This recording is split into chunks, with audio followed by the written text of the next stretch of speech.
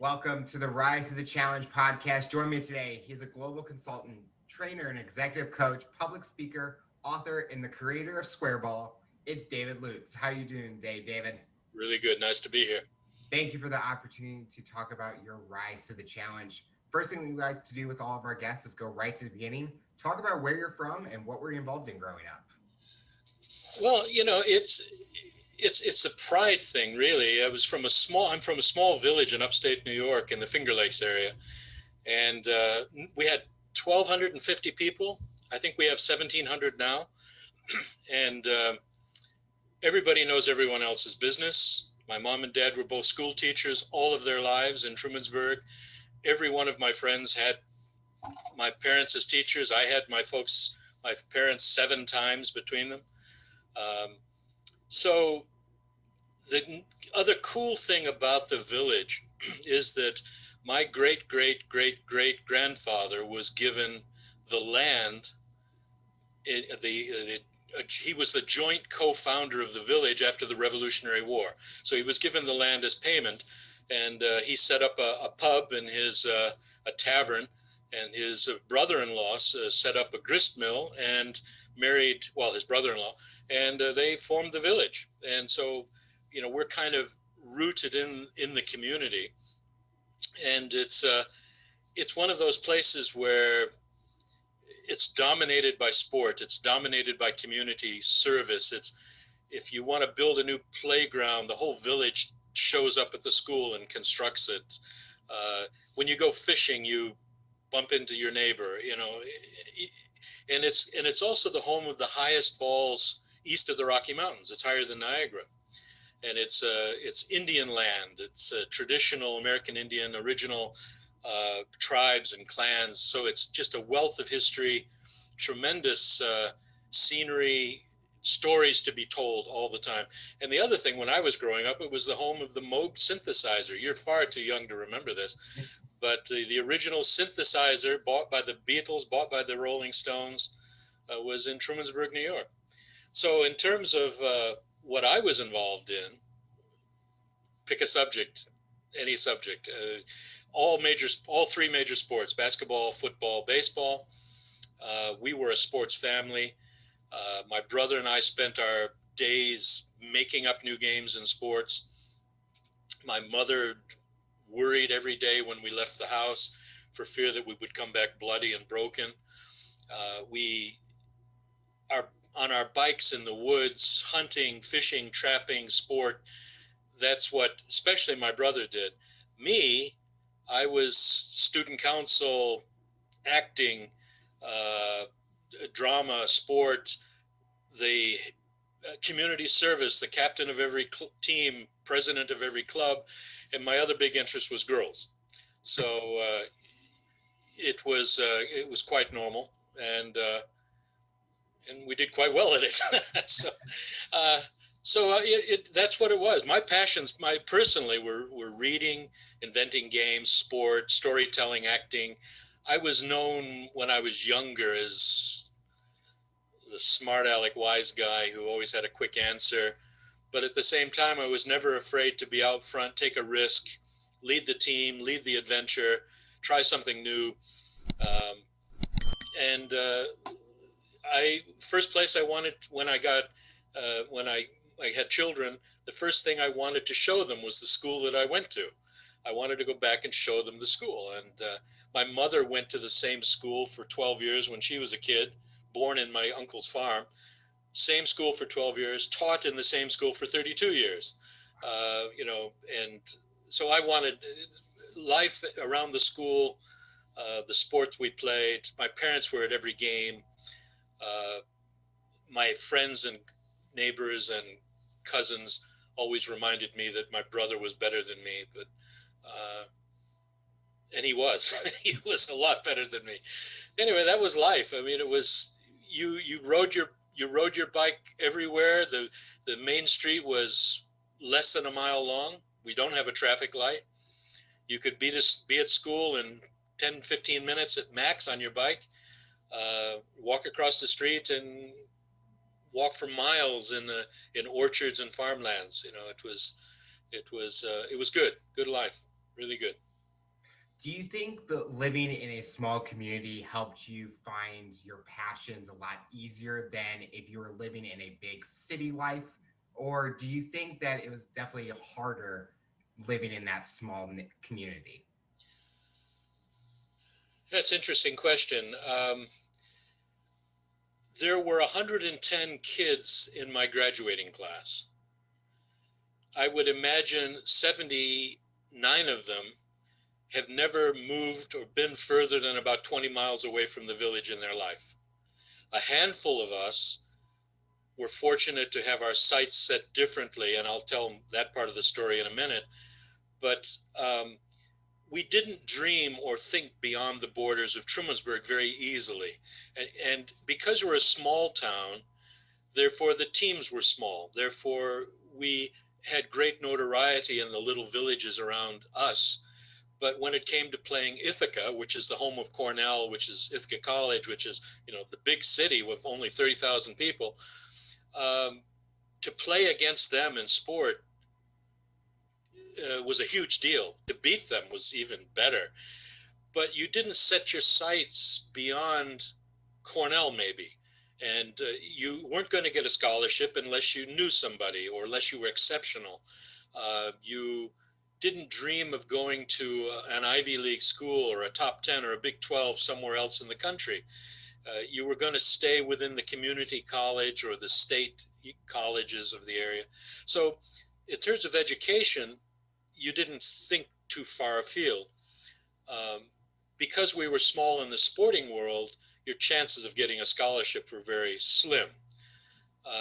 That said, my brother, who is my hero, I respect him more than any man on the planet. He got a football scholarship, and when he was too small and got nearly killed playing as a quarterback, he got a baseball scholarship. Florida State offered him a scholarship. These were big name schools, and he had his shot, and he took it. I tried out for the Cincinnati Reds when I was 15, and got picked for the final team, and never heard from them again. I tried out for Pittsburgh. I tried out with Kansas City, and I'll tell that's another story later. But you dreamed of the big shot, but it was never really going to happen. So I don't know anyone other than a few of us who were part of the Model United Nations Conference, for example, who'd ever been to New York. It's 400 miles away, but we've never been there. You just don't go there. It's a scary place. So we were constrained by our geography, by the limitations of the village. It was a farming tourist community. So people didn't dream big.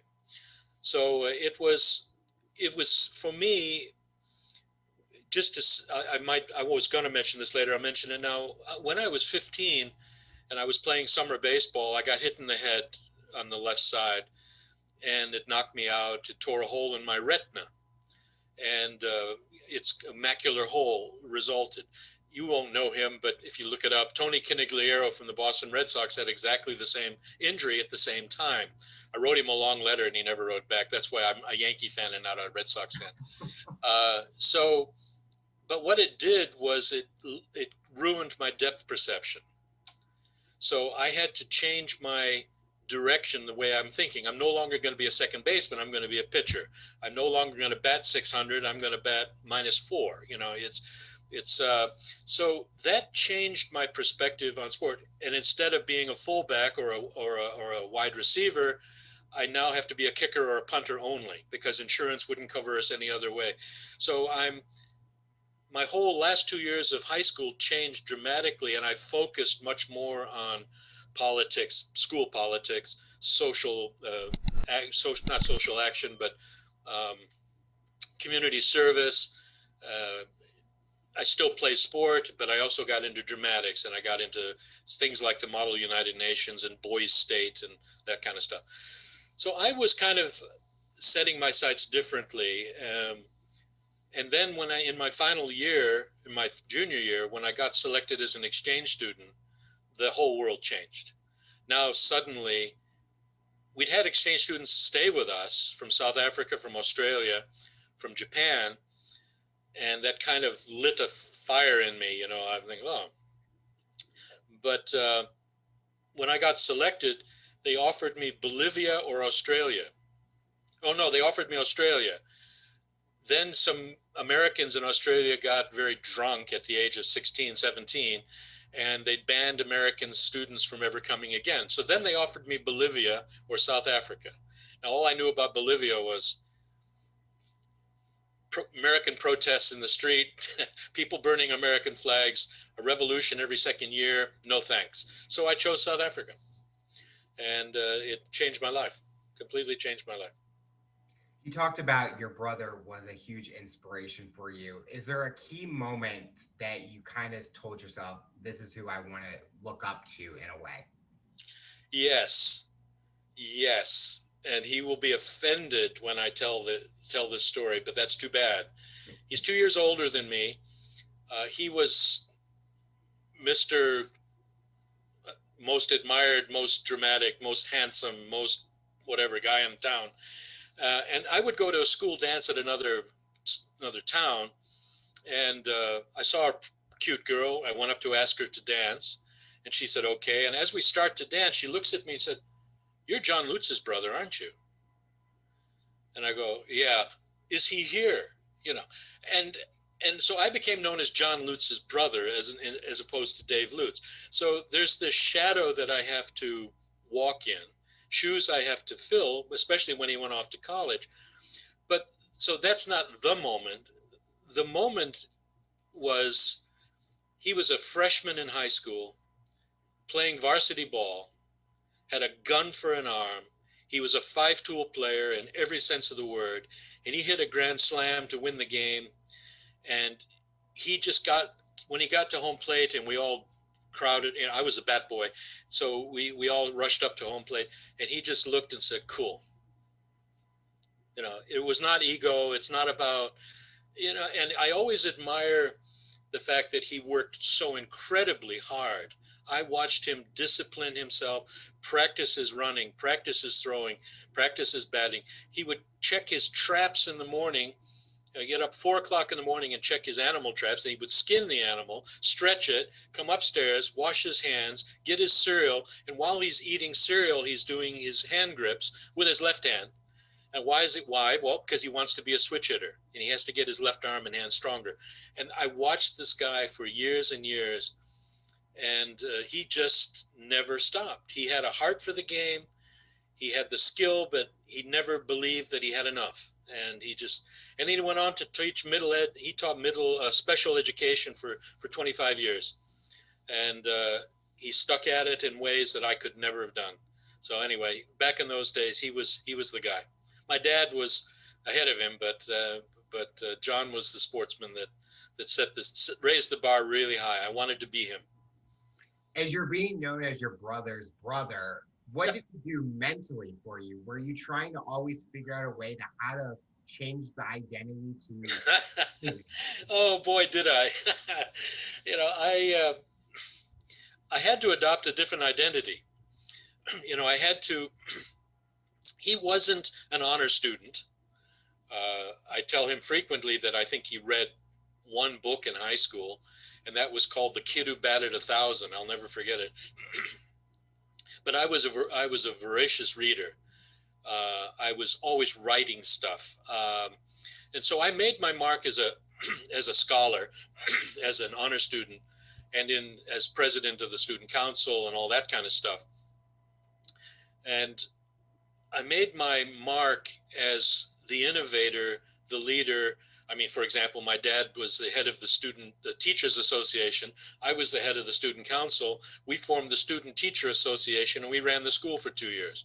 I mean, and there's where I got my buzz and my drive, was that I was shaping the direction of the school, encouraging kids who were left out, who didn't feel part of it. So that was kind of my persona, but it was a natural thing. It wasn't that I was acting it out. my brother and I are completely different in that regard. And I discovered early that I had something to offer that wasn't just on the sports field. You talked about that you went out and tried for major league teams. Was being a baseball player that dream job for you, or was there always a different direction that you wanted to go in? You know, that's an excellent question.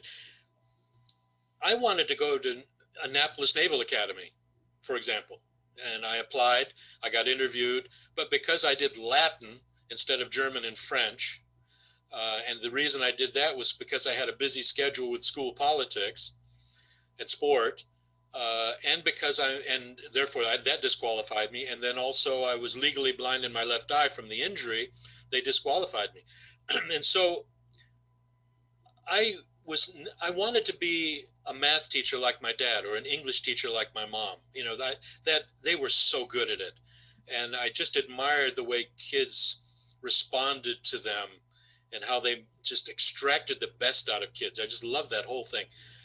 I knew I was talented. I knew I had some good natural ability, but I didn't have what my brother had. So I decided pretty early on that this professional route wasn't going to be me. I tried out 6 times and got good reviews, did well, but my brother excelled. But it wasn't until I got to South Africa that I started having second thoughts, because there's a part of that story that just, took me in a different direction on the baseball front. When you went to South Africa, was that during the time that you were pursuing education with college, or was that before you made that route? Yeah, the way it works is when you finish high school, you get to take another year off before you go to college. So it's an extra year in a high school in another country. And so I went there. They enrolled me in a private boys' school near Cape Town, and wearing a uniform and all the rest. But I wasn't expected to study, really. I was more of a figurehead student who was part of the international liaison group, that the Rotary Club was trying to promote. So I knew that when I got back to the States in the following year that, I'm going to have to make some hard decisions. And my SATs weren't particularly good, considering, even though I was a pretty good student. And so I knew I was going to have to take them again. I was looking at Penn State. I was looking at Ohio State, and a few places like that. But when I got to South Africa, the direction of my life changed so dramatically that I almost forgot about that. My dad didn't. He was my recruiter back home, or my recruiting manager. What's the word I'm looking for? My manager. He was shopping me around. Yeah, when I got to South Africa, the first thing I discovered was that I'm an all-American boy and I'm pretty boring, and I'm going to have to let my hair down. And I'm going to have to be cooler than any other kid, and I'm going to have to be more wisecracky than ever before. And I made myself into a pain in the butt. And my first host family, was really annoyed with me very early on. It was midwinter there, and they're in the Southern Hemisphere. I was cold, I was angry, I was upset. I'm missing my girlfriend, I was missing my family. School sucked. I mean, what's a private, boys' school wearing a uniform, And I decided to just be a rebel. So much so. Oh, and in the middle of this, in the first couple of months, I discovered that the president of the South African Baseball Federation was in the Rotary Club that sponsored me. And when he found out I played baseball, okay. Now, they'd been playing ball in South Africa for 30 years before that. I didn't know. I brought my glove and my spikes and a hat and a rubber-coated ball because I knew I'd have to throw against a brick wall maybe. But that was just because I liked doing it, not because I had any idea that ball might be possible. So he hooked me up with a local club, and now I'm in my element. I mean, a small-town boy from upstate New York is a nobody on the radar of professional sports or celebrity sport. Now suddenly, I'm in the limelight as when I did my first practice game, 4 newspapers showed up. Wow. And interviewed me. Oh, this is funny. And they interviewed me, and they'd heard somewhere in the media about a knuckleball. And they asked me can you throw a knuckleball? I said, yeah, sure, I can throw a knuckleball. Now, I couldn't hit the broadside of a barn with a knuckleball, but I can throw one. Anybody can throw one. I mean, but the next day, headlines in 3 or 4 of the newspaper sports sections, New York knuckler arrives in town, and it was really funny throughout the next couple of years, or at least the first year. I had batters scared spitless because they were worried that I was going to throw this unhittable pitch. Now, my catcher and I worked it out. We had 4 pitches, but what he'd do is he'd give me a 1 for a fastball, and I'd shake him off, 2 curve, 3 slider, 4 screwball, and then he'd give me 1 again, which is really what I wanted. And then I'd look at him and I'd smile and go, yeah, that's it. And you could see the batter sort of, beginning to twitch and, worried that I'm going to throw this knuckleball that will embarrass him. Anyway, they found out soon enough that I couldn't throw one. But so baseball became my thing. And in a very short time after the season started, the 2 things happened.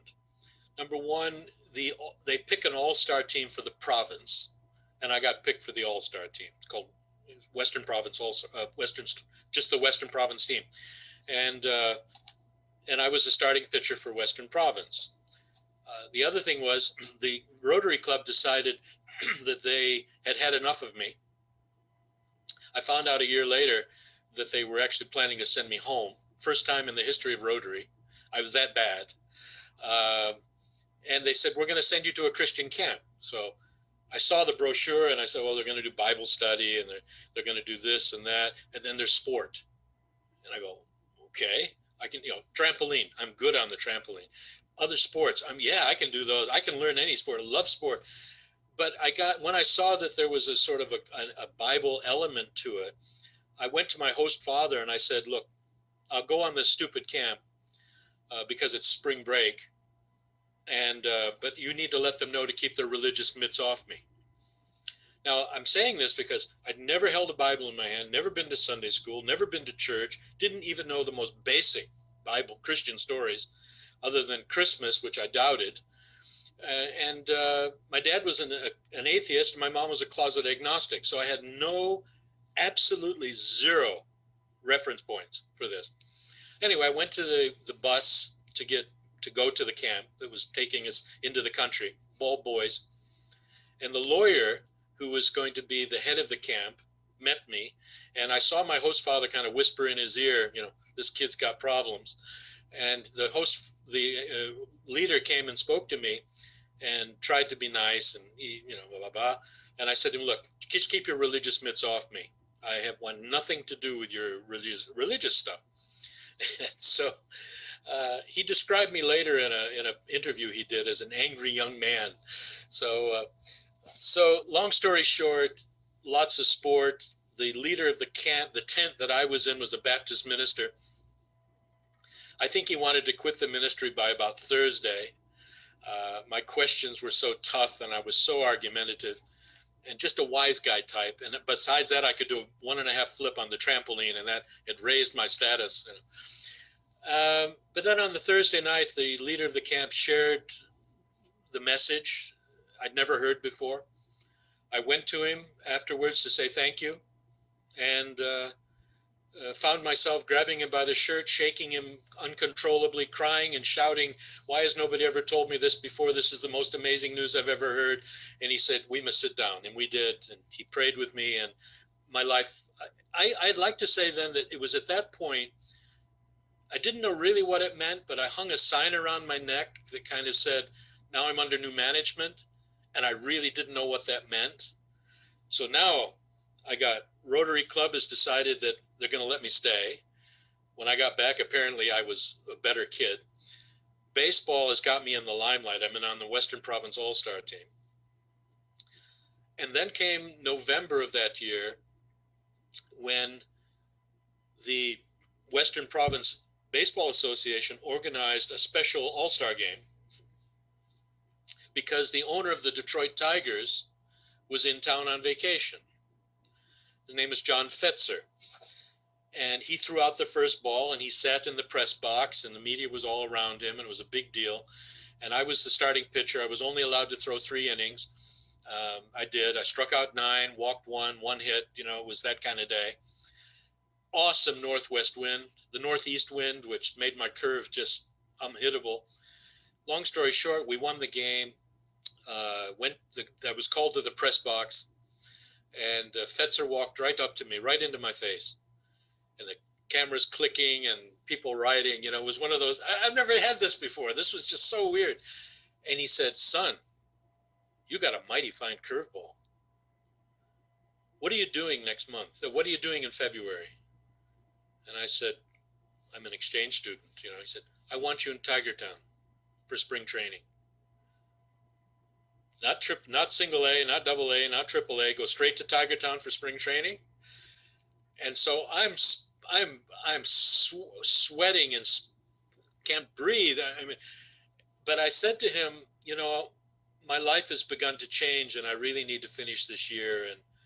And so thank you, but no. And he was a bit shocked. And anyway, next day, sports headlines: "Stupid American turns down pro offer." And so I got 100 clippings from the newspapers, sent them to my dad. He then contacted one university after another in the U.S. saying, "Look at his stats from high school. Look at his stats from South Africa." They had no idea whether South Africa was any good or not in baseball. But the Fetzer himself had offered me a shot at the Tigers, and he turned it down. Anyway, I met a girl who was a Christian. I continued to play ball. I did really, really well. And I was aiming to finish my year, and I knew I had decisions to make. My dad, meanwhile, had contacted Ohio University, and they were offering me a sight unseen scholarship to play ball. Full tuition, full everything, sight unseen. Didn't even watch me play, no scouts. I got back home, and I started doing some playing ball again for American Legion and doing a job. And the draft lottery came up. And in those days, 1 to 365 was in one bin.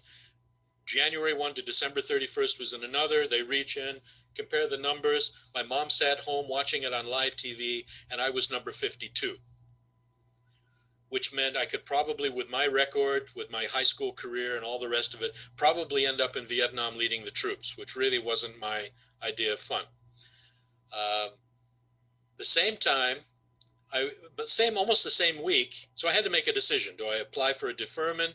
Do I go to school? If I go to school, I can get a student deferment and not go into the military. About the same week, just for the heck of it, I went to the Kansas City tryout, Kansas City Royals, for the baseball academy. And I'd been working on a new changeup and a new fastball. I was told my mechanics were wrong. So I'd been working a lot on that. And they had 120 boys trying out. They were only going to pick 20. And I got picked.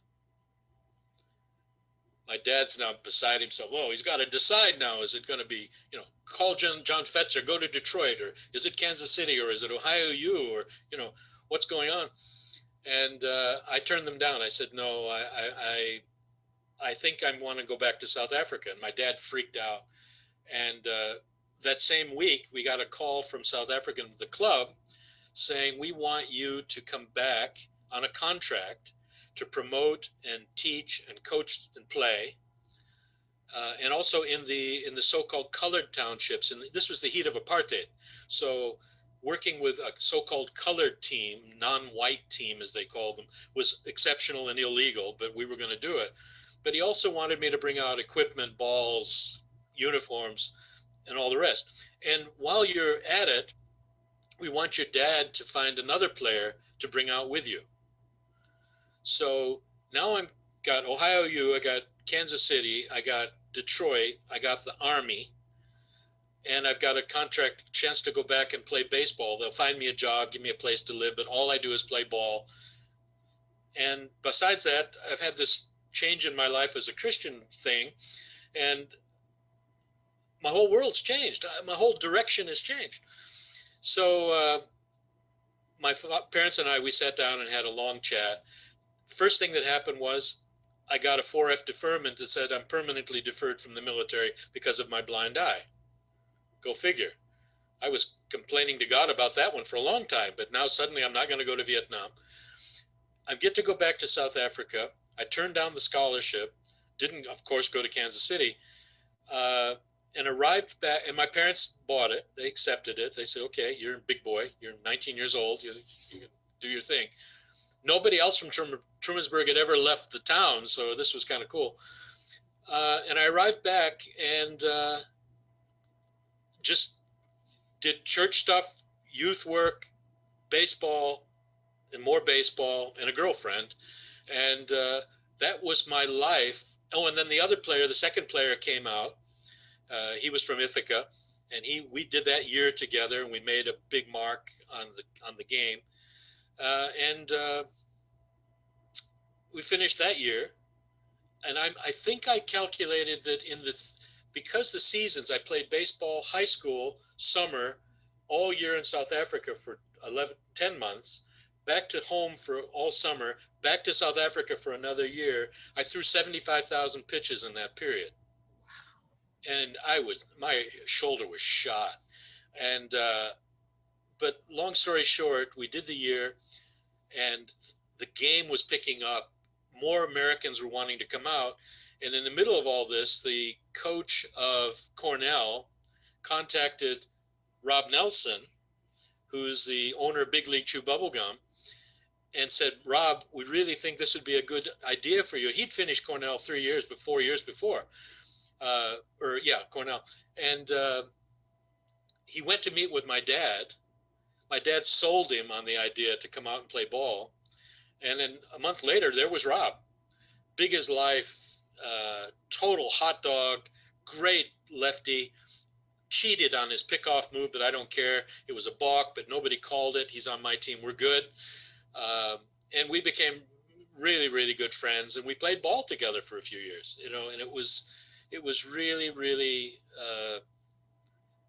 really a special time. And we remain good friends to this day.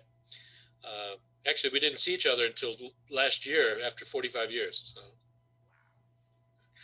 anyway, in the middle of all this, I decided to study. I went to University of Cape Town to do psychology. I was on a scholarship there, not a sports scholarship, but somebody pulled some strings. And got very involved with youth work and I was billed as the American Christian sportsman. And so I'm now in conferences and in big meetings and rallies and things with Youth for Christ and others all over the show. And so that became my life in those days. I felt a very strong pull to the ministry. I felt I wanted to do that. And so in about 1975, I had to make a decision. I got married. Before that, my family I wanted to go back to the US to study. I wanted to see my family. We were having some troubles. I walked away from baseball and went back home and was there for 2 years. Didn't study again. But I got a call from my old mentor, pastor friend from South Cape Town and said, we want you back.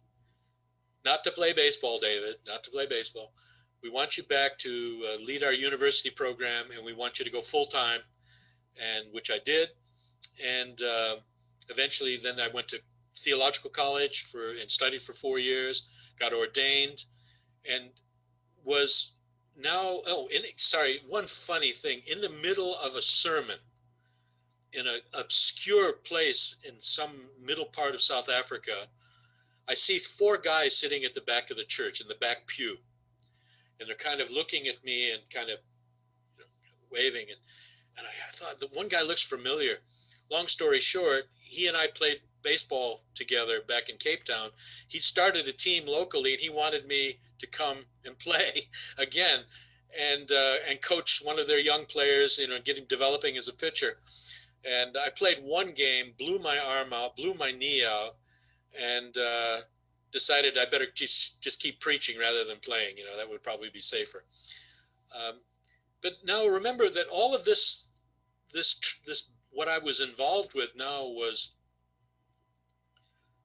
in the heat of apartheid. I mean, the church, I was pastoring a non-denominational, and we billed ourselves as a non-racial church. So you didn't do that easily, because if you had people in your home for too long a period who were of a different race, you get arrested. They go to jail, you go to jail.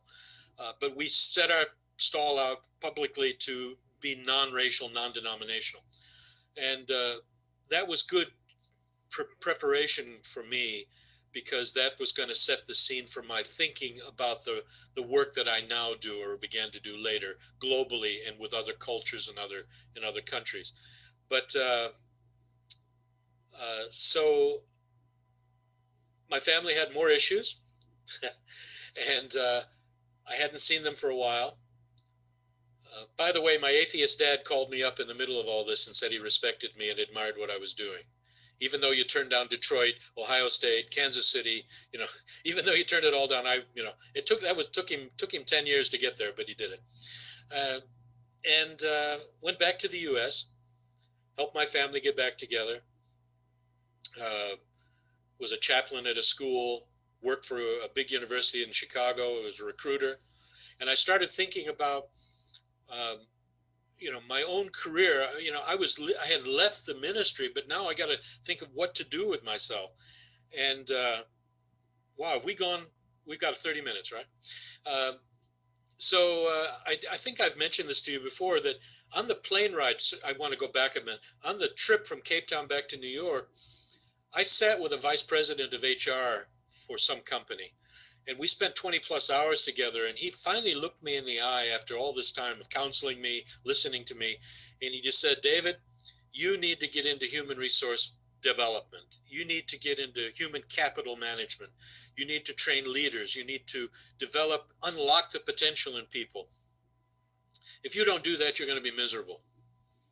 I had no idea what human resources was. I never had any reference point for this whatsoever. So anyway, did the 2 years in the States, but then my first wife's family had issues in England. But I was offered a position in a church there in the meantime. So let's go back to England. And let's go to England for the first time and sort out my wife's family. The position with the church fell through, and now suddenly I'm realizing, I got to get a real job. And so it's really weird. And there's a serendipity component, there's a spooky component to all of this. I'm working, and a spiritual component. I'm working for selling computer software for a quality management company in Europe that's based out of Ohio. And that organization belonged to an association that was founded by or supported by the father of the third industrial revolution, who taught the Japanese after World War II, Dr. Deming. Don't know him from a bar of soap. All I know is I like what he says. My boss at some point says, I can't go to this meeting at Cambridge University. Can you go for me? It's a meeting to talk about some of Deming's principles. I went. The subject, I'll never forget it, was how to drive out fear in a workplace, in the place of work. People are scared. What are they scared of? Why are they scared? What's the fear factor here, and how do you get rid of it? What do leaders need to do? I got hooked. I'm looking for a philosophy, a way of dealing with the world, working in the world that compatible with my Christian beliefs, but at the same time unlocks people's potential and gives me a chance to interact, to see them shine and blossom. This was me, man. I'm wild about the idea. A couple of weeks later, I spoke at a workshop. Some people, by the way, the collapse of the Soviet Union had just happened. So all these new countries in Central and Eastern Europe were trying to find themselves, get an identity of some kind. I spoke at a workshop in London. Some people from the Czech Republic heard me, invited me to be a keynote speaker and seminar leader at a big conference that was happening in Prague a few months later. And the name of the conference was East Meets West. And this is where Western leaders were meeting with former Soviet country leaders, company managers, and paying for them to attend so we can talk for a week about how to adopt Western style leadership principles and really capitalism. And I was invited to be a keynote speaker at the opening address. And it was called Deming Management, Deming Quality Management. What I knew about Deming Management was dangerous. I mean, really, I'd read a bit. I'd been to a workshop. I was at Cambridge University. My boss, talked me into it. But what I knew was really seriously lacking. And when I got to the conference, I discovered on the agenda, on the brochure, that I was being billed as Dr. Lutes. Now, I barely got a bachelor's degree, but now I'm Dr. Lutes in the subject of Deming Management. So anyway, even though I stood up in front of hundreds of people and said, look, I'm not a doctor in this subject, just a learner, consultant type guy, didn't matter. I became an expert overnight. Did my workshops, packed. Get to the end of the week, a delegation from Lithuania came to me, offered me a really, really weird gift. I wished I'd kept it. It was really strange. And they said, we'd like you to come and help us transform our new nation on the principles of Dr. Deming. I go, hell's bells, what am I going to do? And I remember Dr. Deming had told Ford Motor Company he wouldn't help them unless the owners, the top people, invited him. So I said to them, well, unless I get an invite from the top, there's no point. I don't want to waste my time or yours. They went and had a little huddle, came back and said, if the prime minister invites you, will that be okay? So what am I going to say? So I said, yeah, okay. A week later, I get a fax from the prime minister with 80 people of all the top leaders of all sectors of society. Come and teach us how to create our new country on the principles of Dr. Deming. Fortunately, one of Deming's interns was a professor at USC, and she was Lithuanian. I called her up, I said, help. And we put together a program, we sent it off to them and said, we'll do it for free, just pay for our flights and our accommodation. We were pumped, we were excited. We're gonna help a whole new country? Nothing, heard nothing. Week, 2 weeks, month, 2 months, nothing. And we called it off. But what that did is it propelled me into a world that I didn't even know existed. And I had to discover what it is, who am I, what is my message, what is my passion, what is it that I wake up every day wanting to do? What gives me the greatest adrenaline buzz I can imagine? Is it baseball? No, I'm a New York Yankee fan, that's enough. Watching my son play ball, that's enough. But I realized that I wake up every day wanting to help people learn and grow and improve the same way my parents taught their students, the same way my brother excelled at what he did. And I wanted to take the principles that were important to me as a Christian, wrap them into the language of management and leadership, and change the world.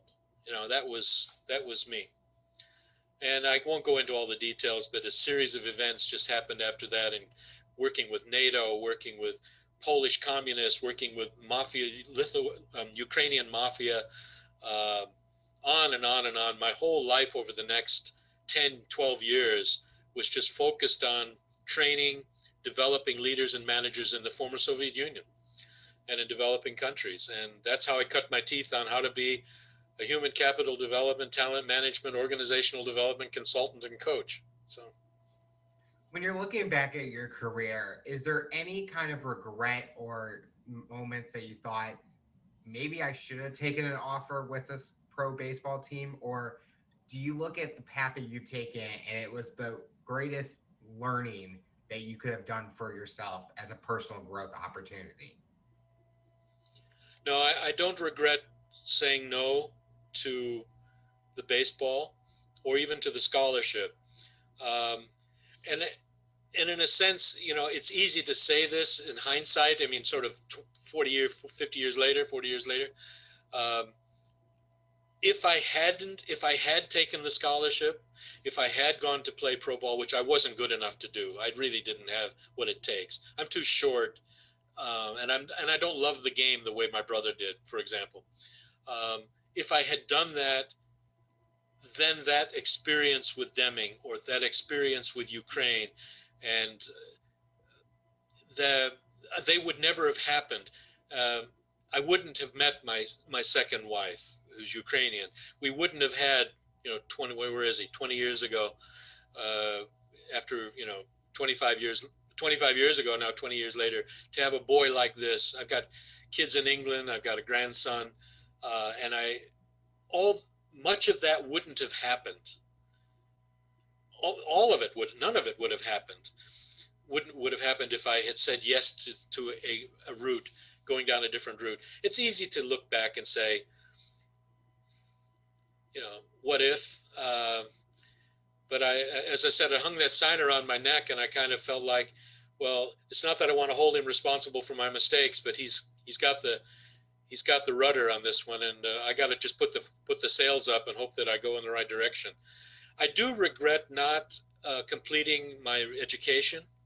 In one sense, I enrolled in because my lifestyle was all over the show. I had to enroll with correspondence or distance learning programs. So I signed up with, for example, the Chartered Management Institute in England. They looked at my track record, they looked at my business career, and my history, and said, we're going to exempt you from 2 associate's degree and 1 bachelor's degree and put you straight into an executive program that will be 2 steps short of a master's degree. But you have to be in a real job to do it. You have to be in a real company. You can't be a consultant. You can't be picking and choosing your life. You have to be locked in so you can do the project work and the distance learning work properly. And I started, and I got this close, and it's still this close, so many years later.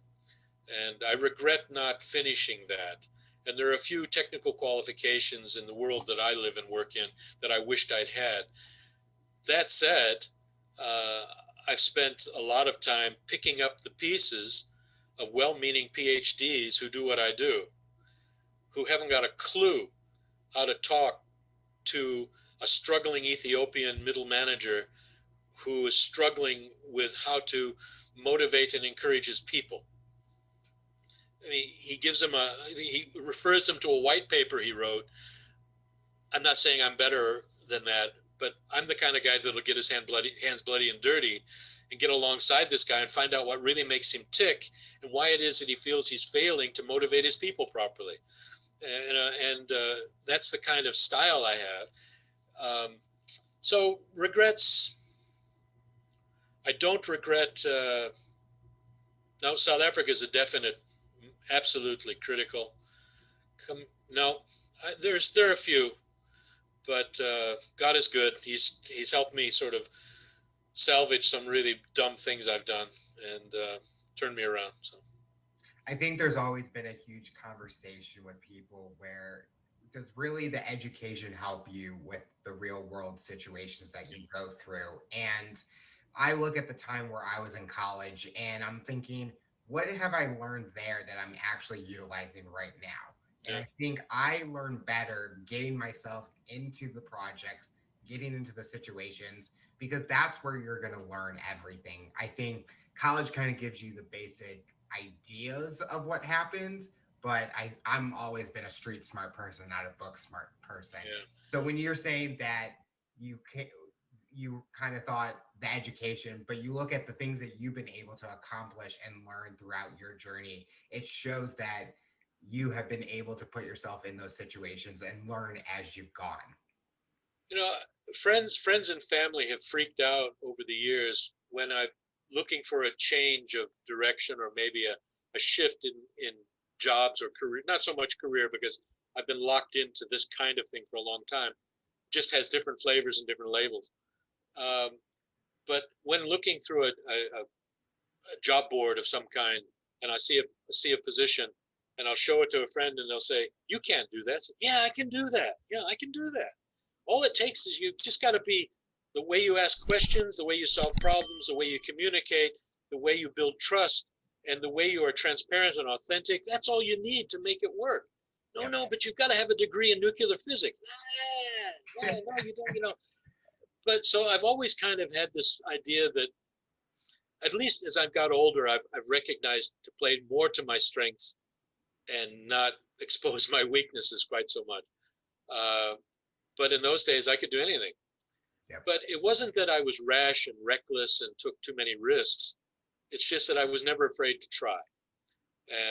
And that's the thing that's kept me going and brings the light out of me and see the light in other people that I work with when I'm coaching or training or consulting.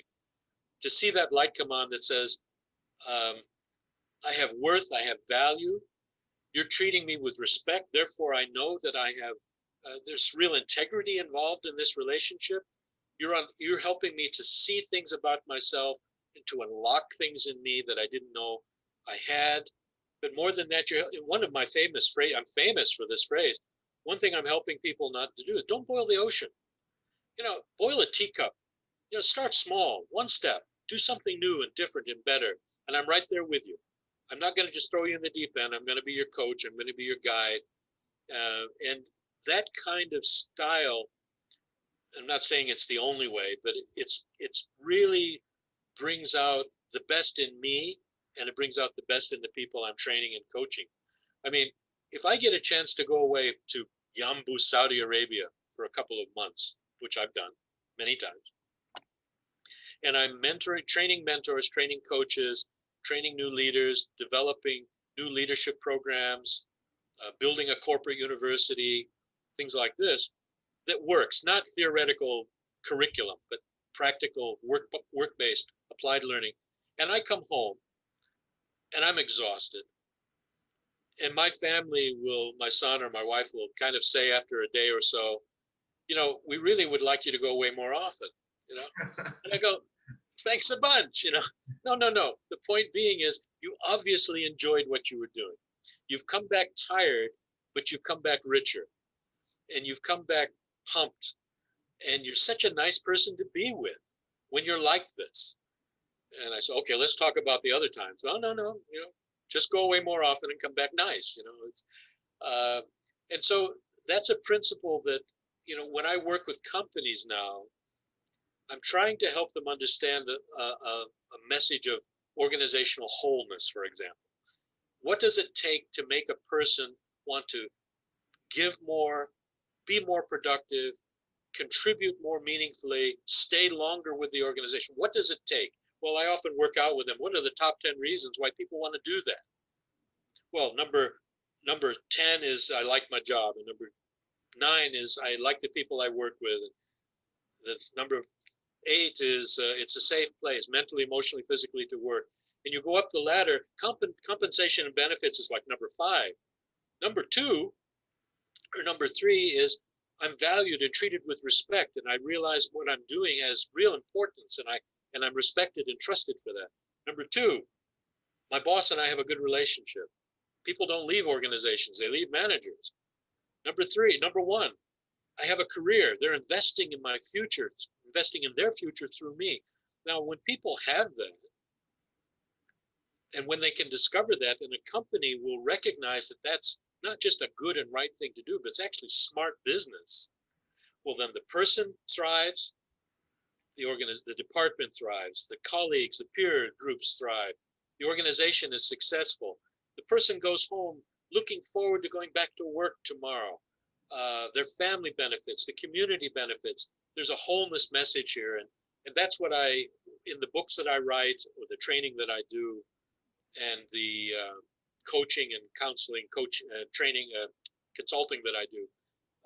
That's the theme, and I actually, when I look back on my Christian upbringing, when I look back on Deming, when I look back on all of those lessons learned, that's it. For me, that's it. There's no more important thing for me to do than to help people find their worth, their value, their potential, and help them unlock it and contribute to the world around them, to make it a better place.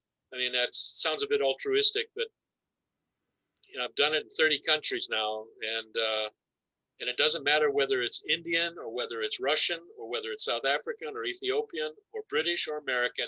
Everybody has the same basic fundamental set of needs. Maslow's hierarchy, you can go Google it if you want to. But one of the ultimate parts of that is to be loved and appreciated and to feel like I belong and I can contribute something of value to the world that I live in. Now, if I can do that either with a Christian message or not, the message is still the same. And helping build people up and help. By the way, this is not a commercial, but because of all the Western style assessments we have, psychometric assessments, the other parts of the world are obsessed with the idea that we must import this Western way of assessing people's potential and worth and value and blah blah blah. But it spits out a data points and graphs and maps your life out in a very sort of clinical, cold way that they've copied and pasted from the data bank. So because I like the human touch and I like the idea of connecting with people where they really are at, I built my own tool, and it's called wiredness. How are you wired? What's your emotional intelligence DNA? What makes you proud? What makes you, how do you like to be communicated with? How do you solve problems? How do people recognize your worth and value and potential? And I've created a whole range of types of people that they can answer questions about. And then you ask questions like, what would you like to be when you grow up? Or what movie character, do you sort of most respond to? What do you want to be? If you weren't doing the job you're doing now, what would you be? Well, I'd be a Formula One race car driver, or I'd be an FBI agent. Whatever the case is, I've got it translated into English and Arabic, and we're working on Russian. And I've discovered that no matter what the culture, what the country, what the level of employee is in the organization, they all crave and desire and want the same thing: to be treated with respect and to be given the chance to unlock their potential. Okay, not everybody's motivated. A lot of people are lazy, sure. A lot of people don't want more. And so I develop a high potential identification methodology. Let's find those people that really want to excel, and let's hope they can become great leaders and bring some of the other people with them. So anyway, that's what I do. And for me, I think what I've discovered, back to your question about regrets or mistakes or learning points, I've discovered that I can be inspiring and equipping at the same time. And it's not just the content of the message, it's the way in which I deliver it. And for me, it's not just delivering a course, but it's follow up with the coaching and support that goes with it to help them apply that learning in life and on the job. I'm not saying I'm an expert at it, but that's what gives me a buzz. That's what I do. And whether I do it in church or whether I do it in the world's biggest oil and gas engineering, procurement, and construction company in Dubai, which I've done, it doesn't matter. It's the same message. The final question I'll ask you, for someone that's listening to this interview based on your journey and experience, what tips or advice would you give someone to overcome obstacles, accomplish their goals, and rise to the challenge? It's easy to say this. I know it's not that easy. And maybe it was easier for me because of my personality. I don't know. But authenticity for me is the key. But many people don't feel comfortable trying to be themselves, wanting to be themselves. We're in performance mode all the time. I've lived outside the US most of my adult life. I come back and I meet executives, Americans, and some of the first questions is, where do you work? What's your title? What kind of house do you have? How big is your car? What's your salary? And it's about performance and image. And we somehow have to get to the point where we're more comfortable with ourselves, with who we really are. But it takes some practice. It takes some help to unlock that. So number one, be yourself. Try to be authentic. Don't fake it. Be honest with what your strengths and weaknesses are, but don't look back with regret and beat yourself up. But also don't boil the ocean. Let's just boil a teacup. The other thing is, don't stop learning. Be prepared to shut down your phone and your computer and actually read a book. Read a book. It stimulates your imagination. It transports you into other places. I'm writing stories and books now. I've just submitted another story that's based on some of the stuff that we've talked about. And it was so much fun reading it again because it made my imagination go. If there's a way to discover your passion, what is it that really gets you going? What is it? Is it you like to solve problems? You like to help people? You like to present? You like to fix things? You like watching people learn? You like helping old people? I do a process where I help people recall the joys in their life. Just look at the milestones of achievement and joy and try to track them and see there must be a common theme there that even if your family thinks you're stupid, your friends thought you were crazy, when you look back on it, it really gives you a sense of, yeah, I did that. So find out what that is. That's not easy also, but it's possible. And without preaching, consider hanging a sign around your neck that says you're under new management. That might help. So. Well, David, I want to thank you so much for coming on the show and talking about your rise to the challenge. We're excited to see what the future has for you. Well, thank you very much, Alex. It's been my pleasure. Thank you.